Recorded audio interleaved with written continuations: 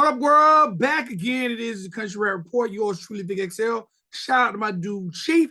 All right, y'all know what it is when you watch the Country Rap Report. We give you our best in interviews, news, and reviews. All right, today we're going to give you a very special interview. But before I get into that, make sure you subscribe to the channel. Hit that like button and also comment. And if you like the content, share. Now, if you're an artist out there, you're interested in being interviewed, hit us up at countryrapreport@gmail.com. Make sure you follow my guy Chief at Chief_TrailerMade on Instagram. And make sure you follow me on Instagram at Riding Dirty Radio. And also make sure you follow the show Country Rap Report on Instagram. All right. Make sure you keep in touch with everything we got going. We got all kind of content, all kind of programming. Make sure you check out our Country Rap Report shorts. We're going to start doing Ask Me Anything questions for the artists and all types of things like that. So, again, stay abreast to the channel. Subscribe to the channel. And let's definitely make it all happen. All right, ladies and gentlemen, boys, girls. Now, you know, like I said, we have a very, very exciting episode today. I got my brother. I got the homie. I got Mr. 359 in the building, getting himself situated. What up, my G? What's happening, man? What's up? Man, it's been a long time coming, man. I know it, man. We've been talking about it for a minute. So look, man, the first thing I would say is I'm very, very humbled and blessed to have you here on the show and giving us an opportunity to talk about your career, your past, present, and future. I'm humbled to have you here. Man, I'm glad to be here. I'm telling you. I've been looking forward to it for a minute. All right. Now, I also want to say is thank you for giving us an amazing 16 bars on the Country Rap Report 16 bar challenge. Oh, I appreciate that, man. I appreciate it. Yeah, I enjoyed that. I enjoyed that a lot. You know what I'm saying? Me and Scram went and shot that video somewhere down in Nashville, man. It was pretty cool. All right. So look, man, let's get into it. Mr. 359. Where are you from? I'm from the 256, Decatur, Alabama. 256. All right, so look, we're finna get right into it off the dribble. Because you say I'm from the 256, Decatur, Alabama. Now, here I am. Now, I don't claim to know all the regions and geographic zip codes and area codes. But I thought 359 was an area code in Alabama. So you tell me you're from the 256? From the 256, North Alabama. That's what, yeah, everybody, well, a lot of people thought that was the area code. That's what, like we did a lot of shows back past 3-4 years ago, and it had 359 on the flyer, and everybody just like, they didn't know what it was, you know what I'm saying? So they got me to put the Mr. in front of it, so we kind of make it more human, you know what I'm saying? So, right. So yeah, but everybody still thinks it's an area code though. So what is the origin of the name 359? Let's get that out the way. Get it out the way. It started out kind of as a joke, you know what I'm saying? I've been recording people for a long time, so I had moved down to Mobile, around the Mobile area, and I had set my studio up, and I was recording several different artists, but there was just one group in particular that had some music playing in the clubs down there, and I just happened to be going through the files one night and noticed that all their songs started at 4 a.m. So when the main guy came back over, I just brought it to his attention, you know what I'm saying? I said, man, this is pretty cool shit. I said, those 3 songs y'all got, you know what I'm saying, they're all time stamped at 4 a.m. And he was like, oh shit, you know what that means? Then we got to be ready to go at 3:59, you know what I'm saying? So it just became a stigmatism in the studio, you know what I'm saying? Like at real late at night, we would be ready to start a new song for him because it was like a superstition. So just out of the blue, I just wrote a hook with the 359 in it, and because it was my studio, and I said, I said, I am 359, you know what I'm saying? Just kind of joking around, and they liked the hook, and the song was kind of catchy, and then we did a whole mixtape with it. And so once I put it out there, the name just kind of stuck. So when I came back to North Alabama, I instead of being Diesel like I was Diesel, you know what I'm saying? I came back with the 359. So, it's just been with me for ever since then. That's been like 2005, something like that. 2005. Okay, now the name Diesel, did that come from blowing on diesel or being diesel or both? Diesel. Okay. Yeah, I used to work out a lot, man. I was in, have been in and out of jail and, what I'm saying, all that stuff. So I've always tried to stay fit, you know what I'm saying? So, but I was always on the weight pile. So yeah, I was always cock strong. That's what it's cock diesel, you know what I'm saying? I was always cock strong, they say. So Okay. So look, let's talk about your childhood, man. What was it like growing up in your area of Alabama for you? man, I you know what I'm saying?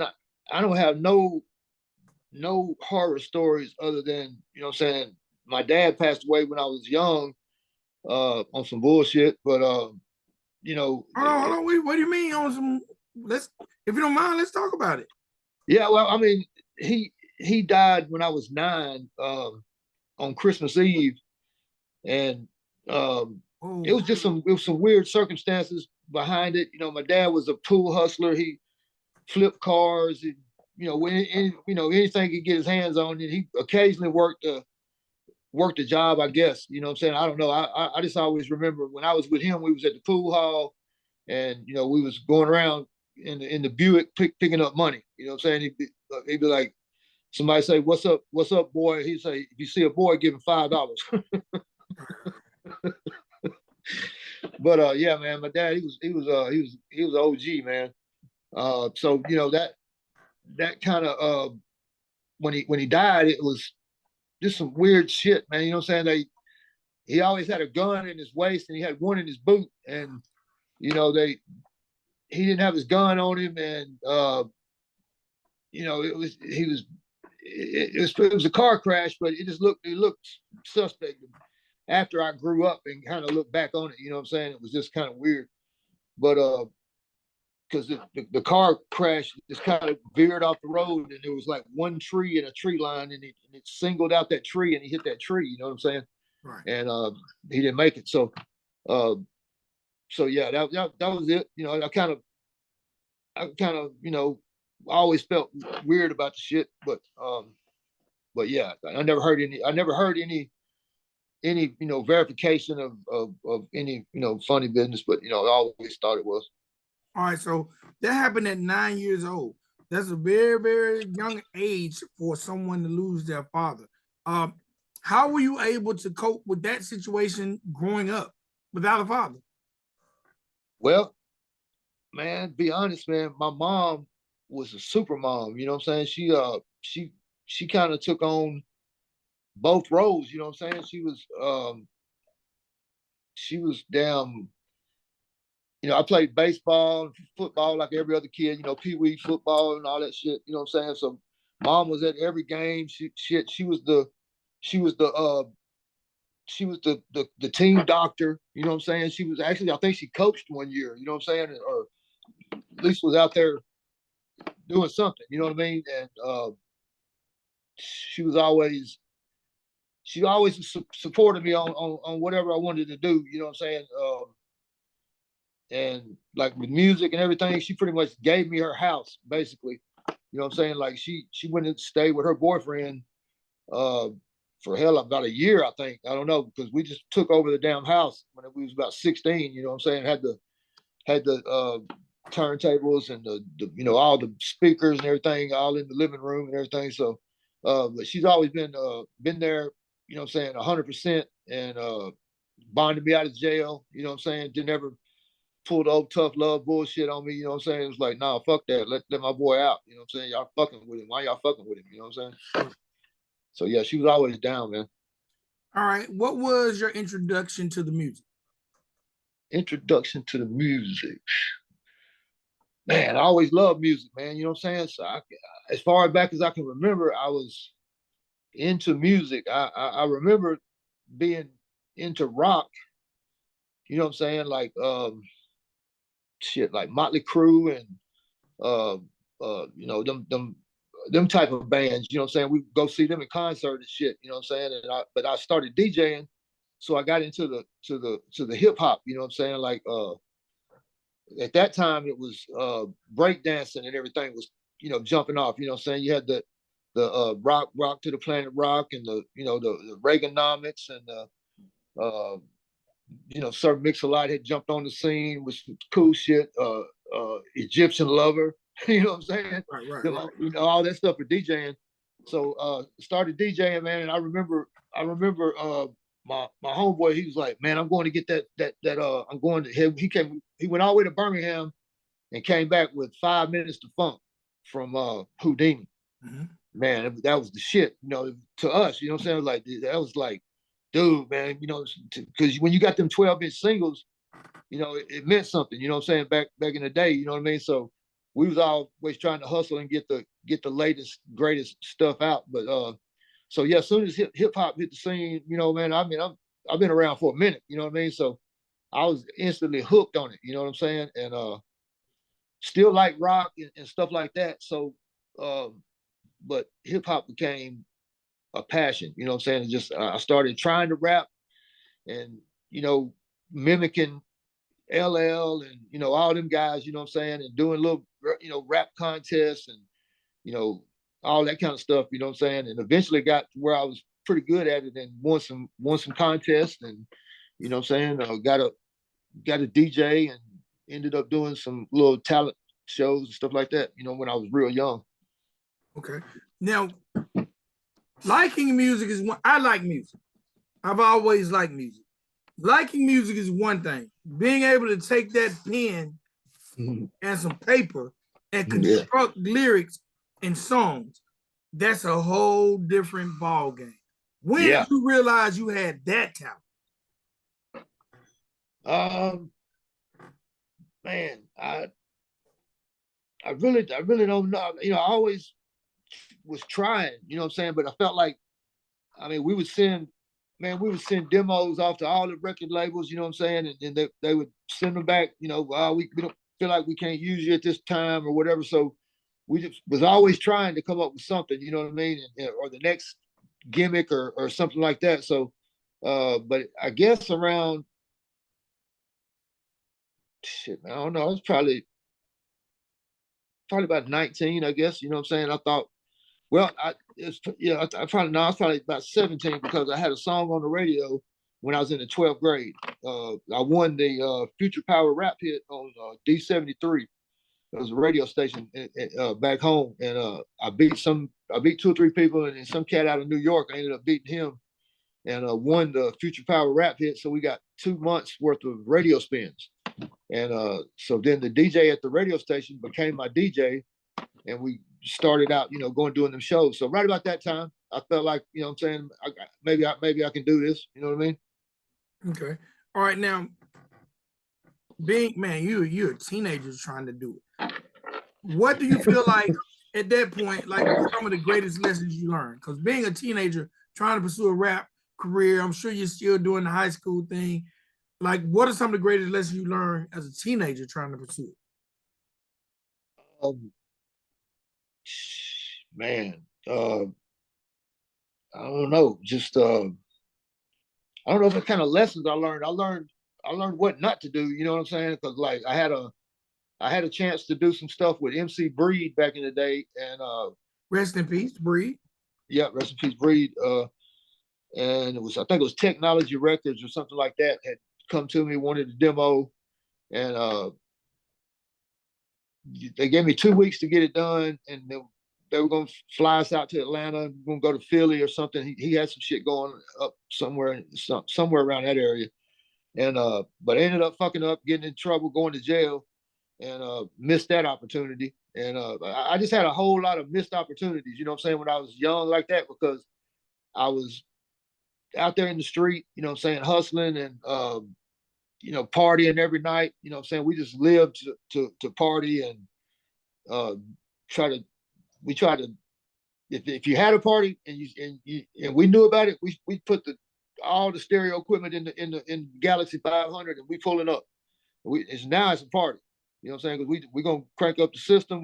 We finna rap. You know what I'm saying? So we're pretty well known around the area. You know, for all the parties, we rapped it we was always rapping. I could go to any club in Huntsville, Decatur, at any time and just step up to the DJ booth and they'll put me on the mic. You know what I'm saying? Let me go rock the whole club. You know what I mean? So I always been able to do that. So so yeah, man, I did, you know, what lessons? Just shit. Don't be a fuck up. Like, you know what I'm saying? Don't fuck up the opportunity. All right, now with that being said, because you mentioned jail, going to jail, and that possibly derailing your career. So, in if you don't mind me asking, if you had to say a number, like how many years of your rap career do you feel like going to jail? Like how much time did that cost you? How much time did I do? Oh, that's a better way to ask it. I was trying to be a little politically correct. Oh yeah, well yeah, but I mean, when I was in prison, you know what I'm saying? There's a funny story. Like when I was 22, but to answer your question, about 8 years. I did a total of about 8 years. That's counting some little county jail 6 month splits and shit like that. But I did 2.5 years down in Florida in prison, and I did 3.5 years in Alabama.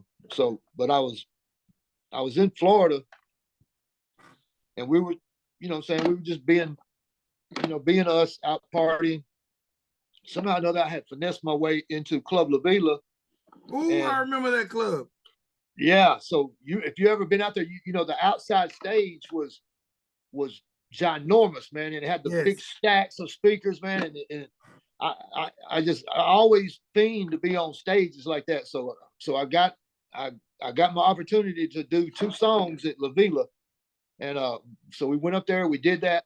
The same weekend, ended up getting into some shit, and became a resident. You know what I'm saying?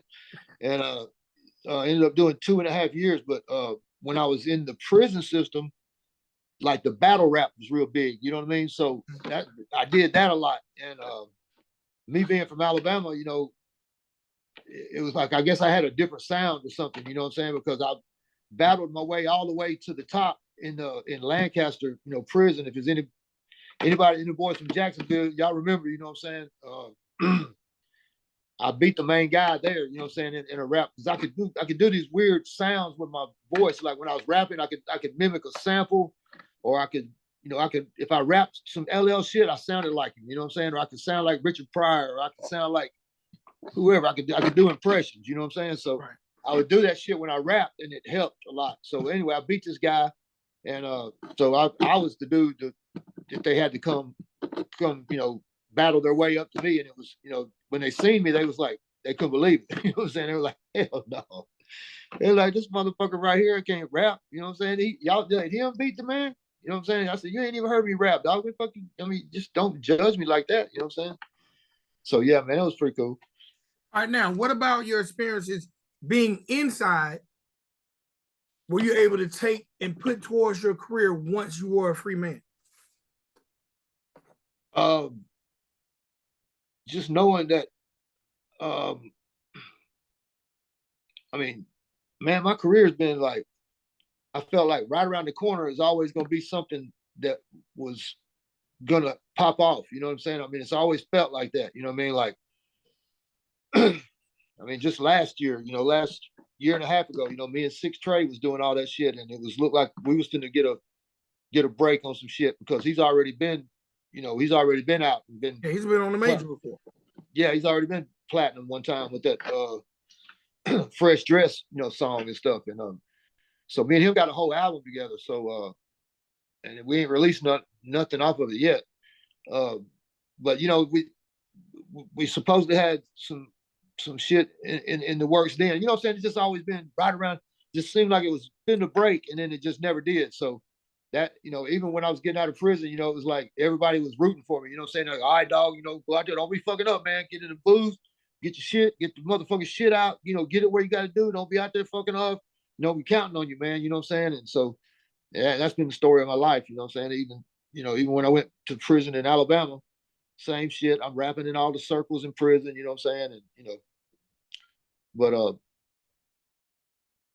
but yeah, man, so just like opportunities just just seem to always just come and then they just fade away, for some reason. You know what I'm saying? I just I don't know what it is, what I'm saying? I guess I mean, we got some bangers, you know what I'm saying, but you never know if you got that one hit, you know what I'm saying? But you might have it, but you just it ain't been marketed, or it ain't been pushed out there, you know what I'm saying? It got to the right, like what was that Big Smo, Big Smo put that song out, what was it, the Tennessee something. It wasn't Boston Sticks, but it was that first song, you know what I'm saying? And hell, it'd been out a year on YouTube. Ain't nobody even thought nothing about the damn song that much. And then the boys was out fishing, red fishing at the bay. And dude was like, hey man, you're talking to the big money guy on the boat. And he was like, man, you ought to check this dude out, man. This dude right here is pretty cool, you know what I'm saying? And he showed him Smo's video. And he was like, oh fuck, I like that. And then dude put all the money behind the shit. They, went and shot them big money videos. And then, Smo got that that TV program and all that shit, but that just came from one guy hearing it. You know what I'm saying? Yeah. Because the song been out a year. So what was your introduction to country rap? Because I know initially you wouldn't have been considered a country rapper. So what was your introduction to the genre of country rap? Well, like my introduction to it, man, I don't really know. If you go back and listen to my music from about 2009, at some point I started recognizing and repping the countryside of not the camo wearing, cowboy hat wearing countryside of it, but the fact that we're all country. You know what I'm saying? We are country people because we down here, and don't. But when I rapped, I guess I was talking to people like up north and shit like that. I'd be like, don't be talking down on my country style, you know what I'm saying? Because I got a gun out in the shed to shoot your ass from a country mile. I've always been rapping shit like that for 10 years or better. So I've always been repping that country boy type shit. And I'll call it, I've got country boy swag. I've got a lot of my titles have got country shit in it, you know what I'm saying, for about 10 years. So when they was talking about the country rap, it just seemed like it was something totally different, you know what I mean? So I was kind of like steered away from it a little bit, and I was like, nah, man, I don't know about that. And then Scram was trying to dabble around in it, you know what I'm saying? And so that's how I really got introduced to the fact that I'm just gonna do what I've been doing because I've been repping the shit, you know what I'm saying, and just keep it like that, not really try to sound no different or anything like that, because I may not sound country to me, but I sound country to somebody. You know what I'm saying? Yeah.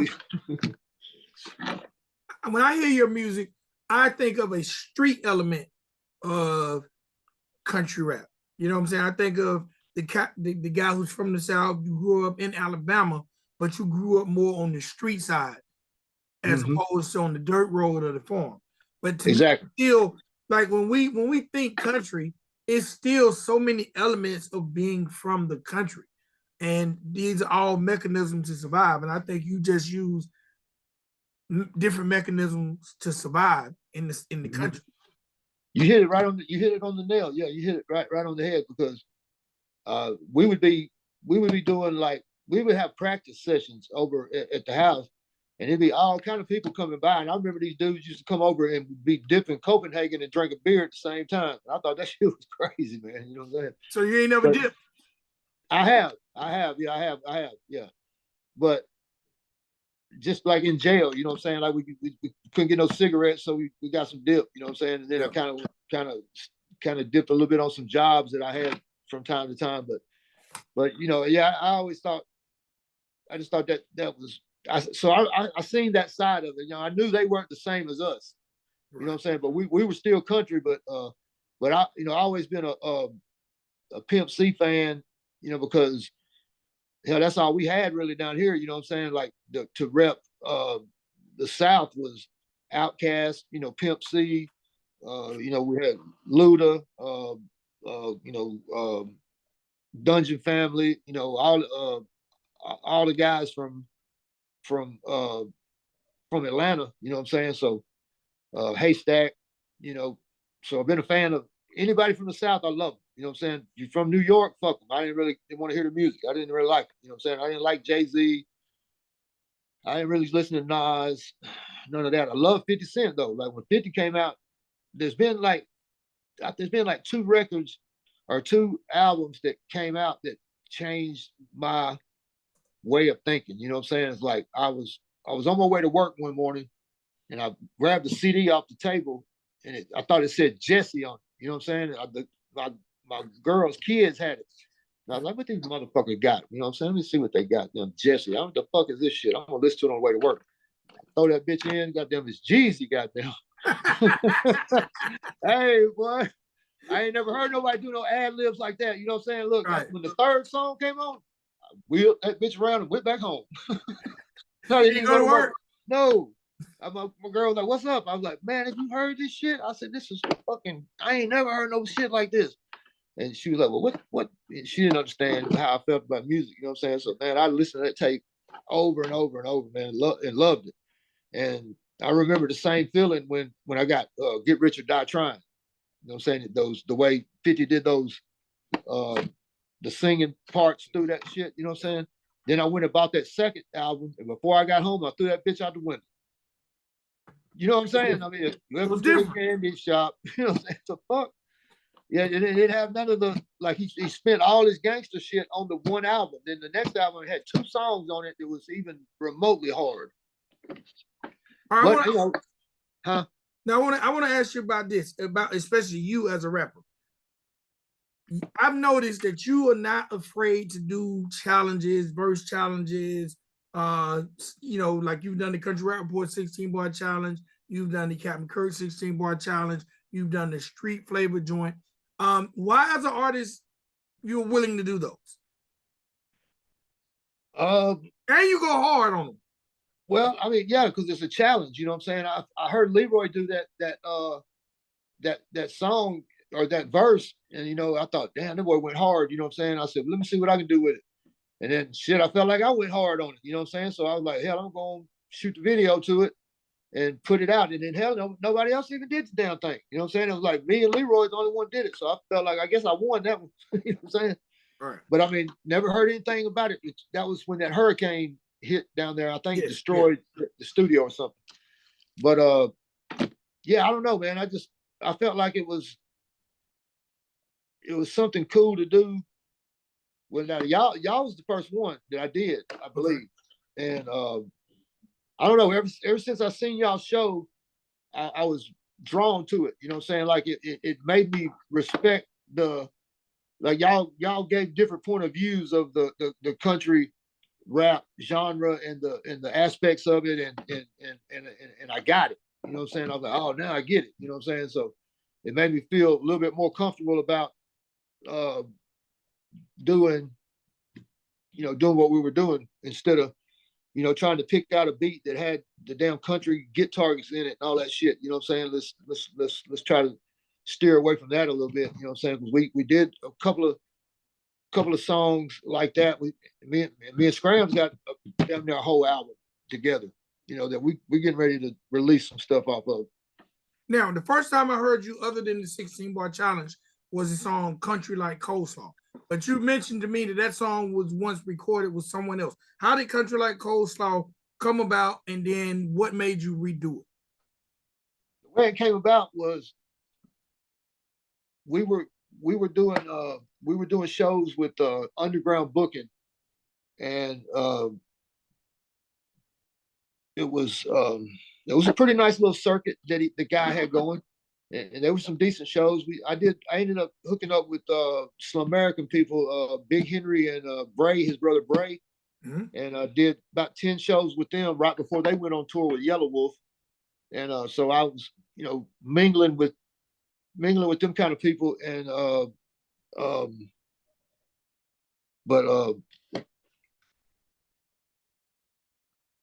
hey, what was the question? Just how the Country Like Coleslaw came up. Oh yeah. What made you change it? Oh yeah. So this dude was he was wanting me to get on a song with him, but he was labeled as hip hop. You know what I'm saying? And all his music was like hip hop, and he was like, come on, man, let's do a song together. And I was like, nah, bro, I don't know, man. You go in that hip hop shit, man. I don't know, bro. You know what I'm saying? I don't know, bro. I don't want to be labeled like that. You know what I'm saying? And he was like, then he sent me beats all the time. And he sent me this beat that was just banging, man. You know what I'm saying? It had that little guitar in it. And it ain't the one that me and Scram did. We did it to a different beat. I think if we'd have left the beat alone, it would have went just like the other one did. You know what I'm saying? But so dude sent me the beat. I wrote the song in like an hour and sent it back to him. And I said, there you go, bro. Pick a verse. I'll drop one. You add one. You can have the song. You know what I'm saying? Just, you know, do whatever. Put me on it or whatever you want to do. And so he dropped it on his page and shit, that thing took off, man, and got like 30, 40,000 views in just a few days. You know what I'm saying? I remember it got like, when it hit like 30, we was like, oh, this motherfucker's finna go. And then like when it hit 30, the bitch just stopped. And then the Facebook ads started. We needed you to do an ad. We need you to do this. And they're like, damn, y'all just blocked the damn song or something? I mean, how do you go from getting that many views a day to just nothing? You know what I'm saying? So that was really discouraging right there. But yeah, that song was bumping, man. You know what I'm saying? When it was originally done. And the dude killed it too. We shot a pretty nice video to it. But Scram heard it and he was like, man, I want to redo it. And I was like, fine, let's redo it. But I always wanted to redo it to the same beat. And then he wanted to do it to another beat. And then so we decided on that other beat. But yeah, man, that was a pretty cool song, you know, all the way around. Okay. And y'all actually shot a video to that, right? Yeah, me and Scram did too, yeah. Okay. Man, you got an enormous amount of features. You got features with Pastor Troy, 6 Trey, Bubba Sparks. How is an independent artist able to get features with platinum artists? I don't know. I got one with Lil Flip too, Little White. Got 2 with Haystack, Tom Ski Mask. You know, so those are the bigger name people that I've got.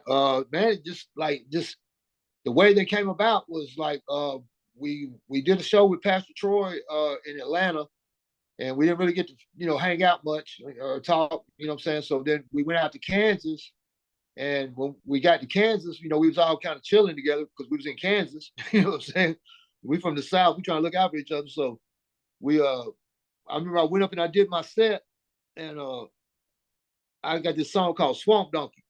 And it was pretty big in Alabama. Like even the girls liked it, which I was talking down.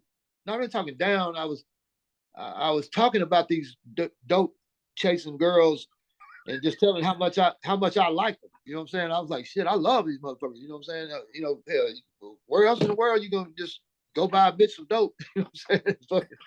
And they bad and they fine as hell. You know what I'm saying? But I wasn't really putting them down.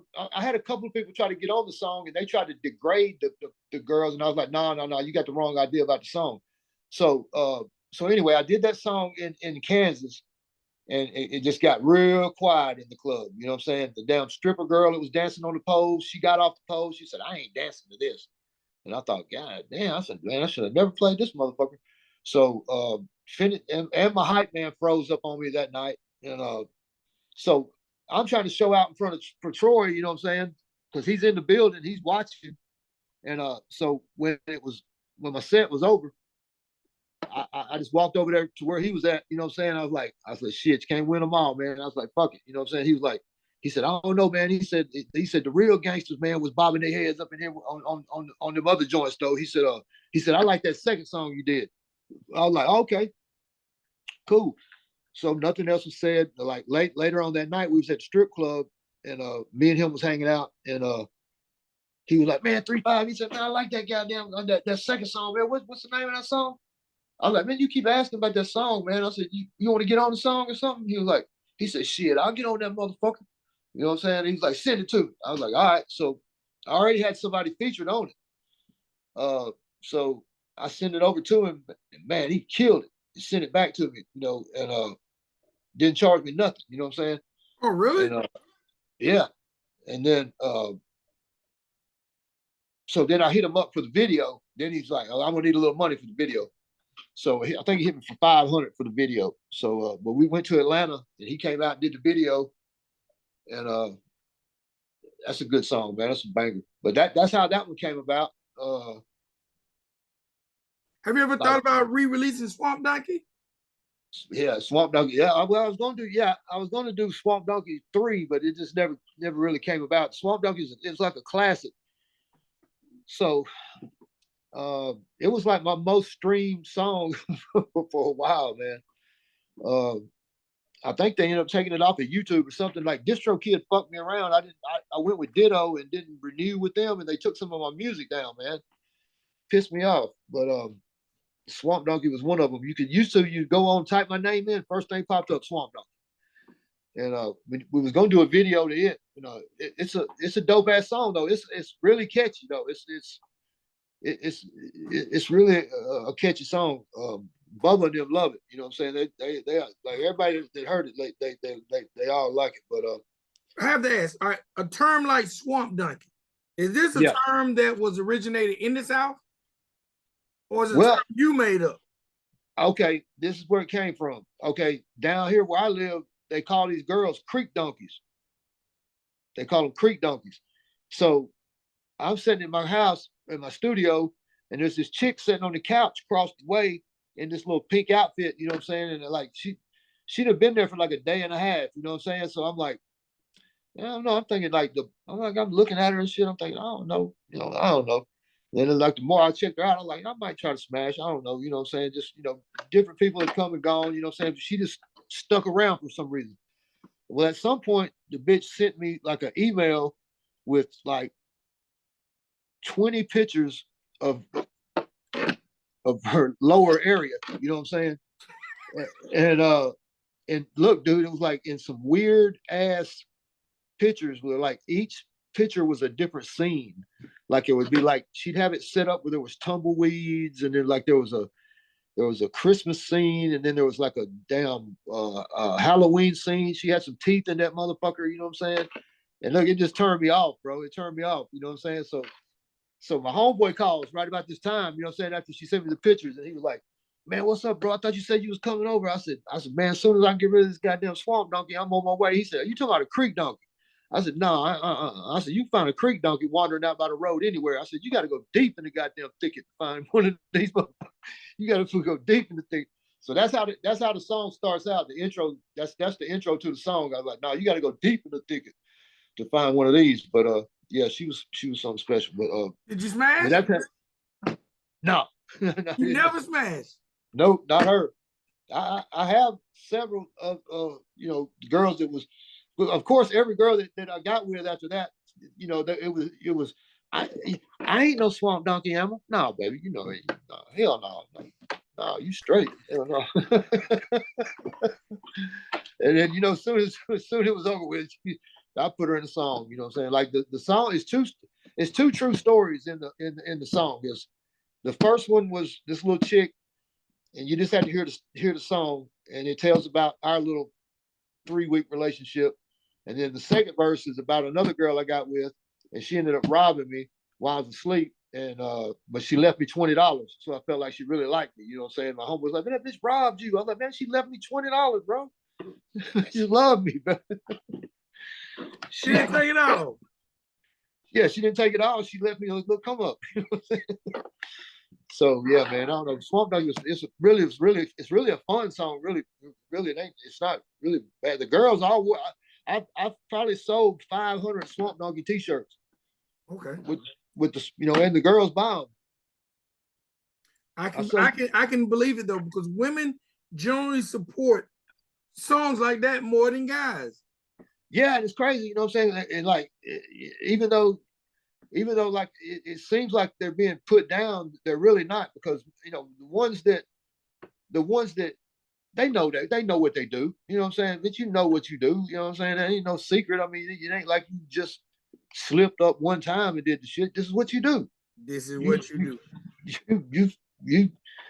You single out guys in the street that you think's got a little money or a little dope on them, and you cling to them. You know what I'm saying?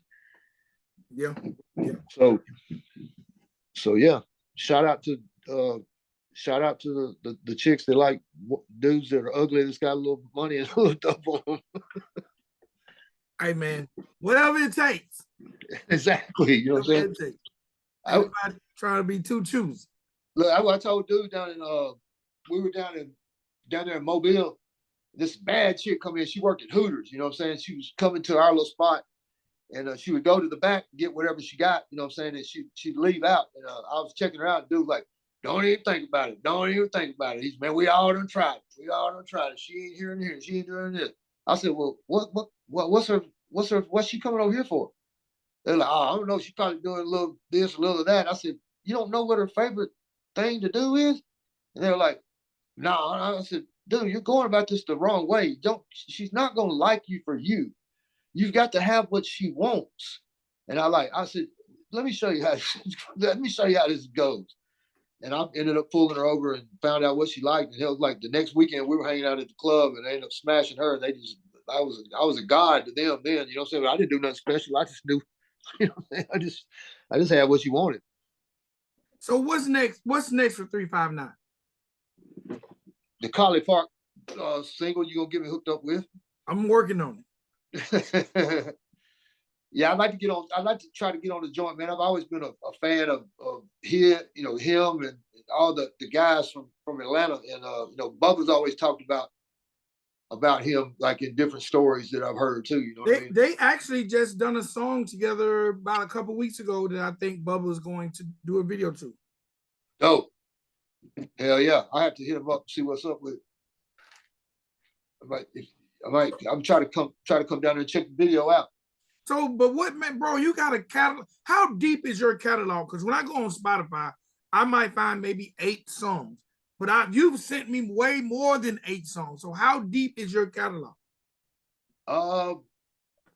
Man, I got a pretty deep catalog, like from, but I don't really count any of my music up until like everything from 2012 or 13 and back.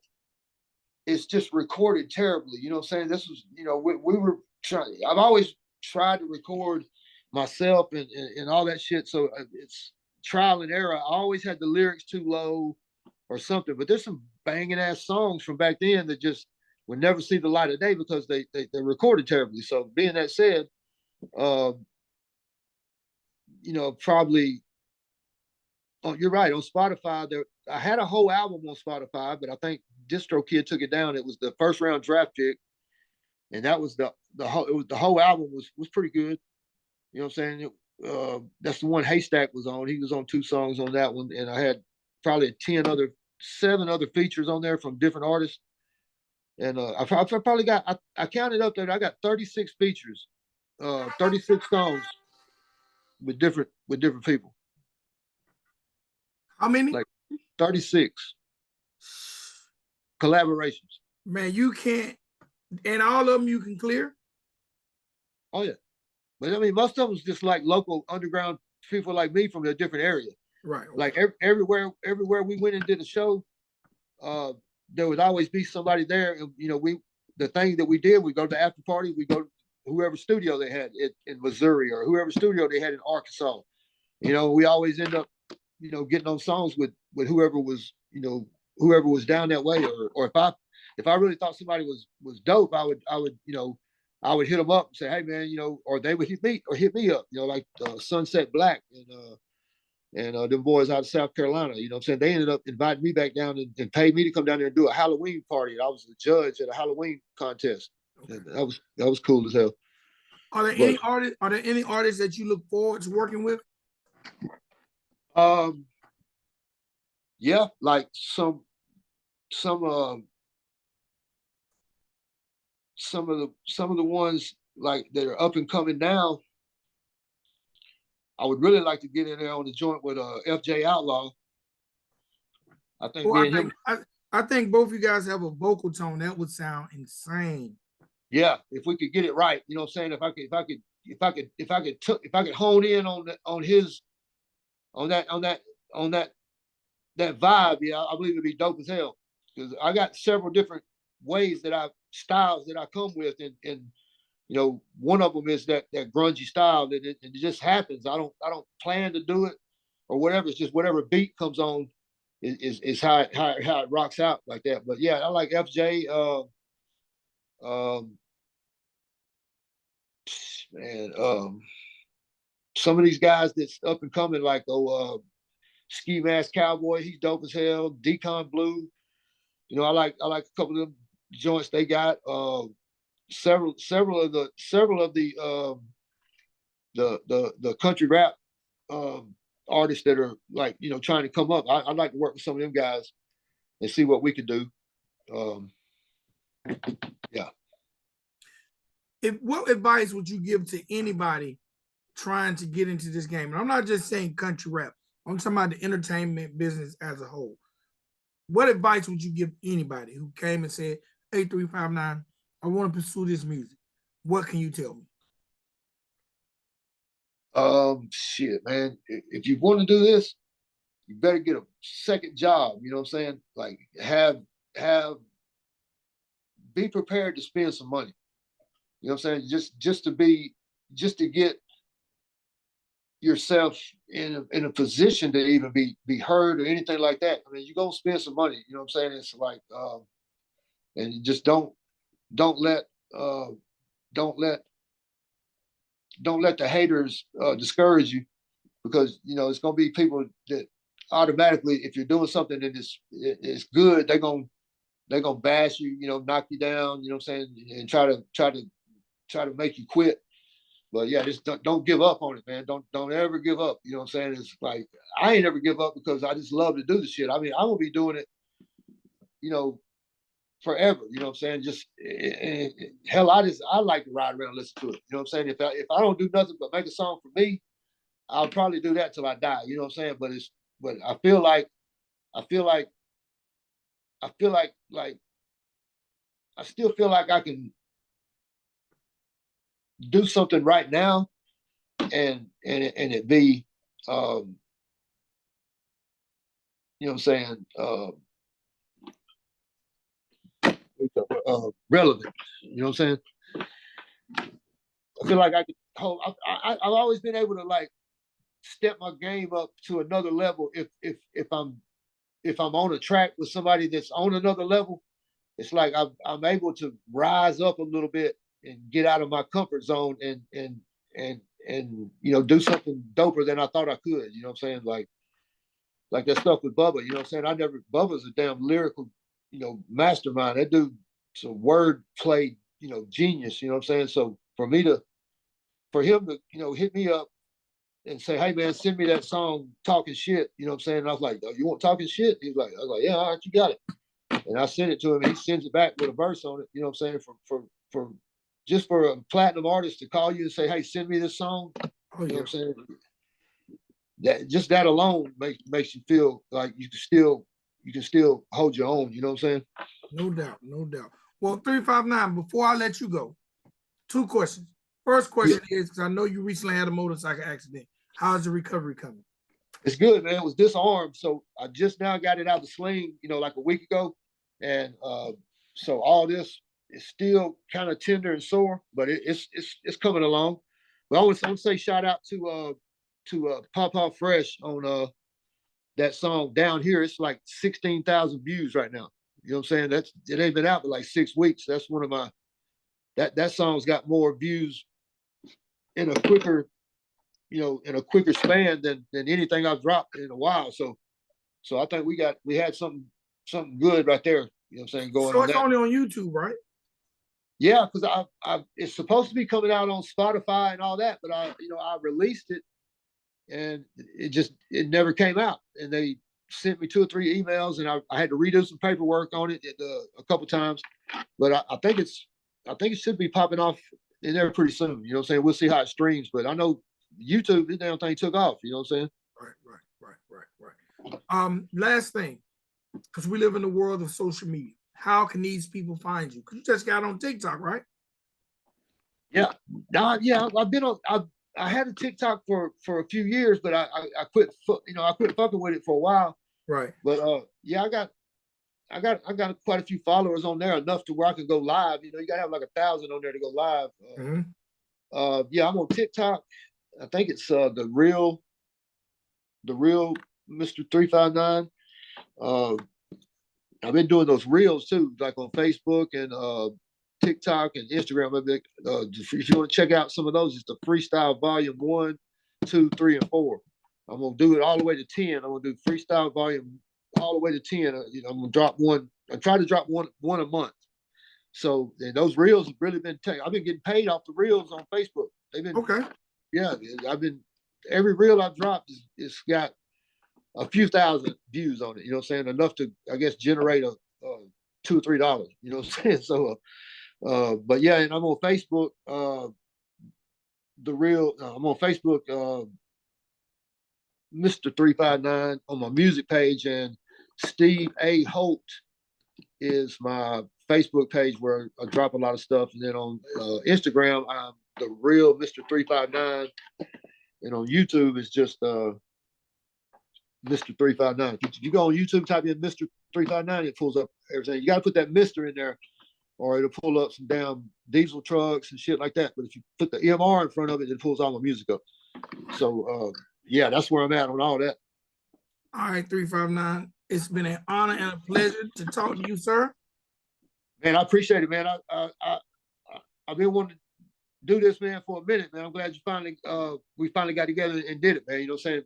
Because I fuck with you, man. You know what I'm saying? I like you. You know what? I like you as a person. You know what I'm saying? I respect what you do, and I respect your opinion, and I respect, you know, the fact that you ain't got to do this shit. You know what I'm saying? But it's for some reason it's a passion for you, and I like that shit. Well, let me tell you, because me and you have had a couple conversations and you rocking. Moving forward, I'm definitely team 35. I've always been team 359, but I'm gonna be even more so pushing the music. I'm gonna start this question series. I'm always gonna get you involved in. So, bro, you're gonna get tired of seeing your new brother. I doubt it. Hey, we need to get together when you come up this way, man. Go, you know. I'm gonna be in Alabama. Probably the second week, Super Bowl weekend. I'm gonna be in Alabama. All right. So I'm gonna definitely hit you up, and man, we'll try to link up and have a drink. That's what's up. All right, my G. I appreciate it. Yeah, thank you, man. Appreciate it. Ladies and gentlemen, boys and girls, that's the homie, Mr. 359. Y'all definitely make sure y'all go rock with him, and make sure y'all let him know that the Country Rap Report sent you, because my dude is a super talented guy, super dope artist. All right, ladies and gentlemen, boys and girls, this your boy VicXL. Shout out to my guy Chief. We are the Country Rap Report. Y'all make sure, again, y'all subscribe to the channel, hit that like button, comment, and share. Make sure you follow us on the gram at Country Rap Report. Till next time, peace.